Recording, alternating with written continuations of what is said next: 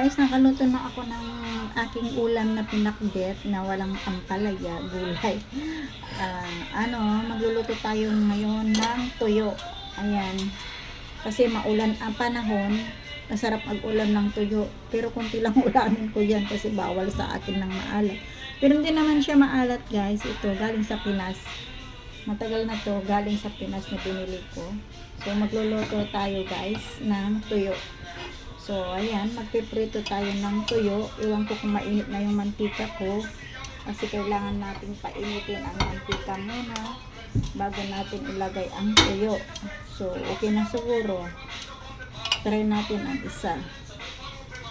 Ayan, hindi pa pwede. Ayan, mainit na nga. So, ayan nga guys. Piprito tayo ng tuyo. So, ayan na nga guys, mga kabeshi, ito na yung tuyo ko. Ayan, mag-ulam tayo ng tuyo kasi umuulan guys. Wala nang tuyo lang, ulan dito sa Singapore, kahapon pa, magdamag hanggang ngayon. So, kailangan natin mag-ulam ng gulay. May gulay na ako. Ito, niluluto ko itong tuyo. Ayan, ito lang niluto ko. Ayan, mga kabeshi, tuyo kayo dyan. Galing pa sa Pinas yan. Nadala ko. Ayan, luto na siya. So, hindi pwedeng maluto masyado na.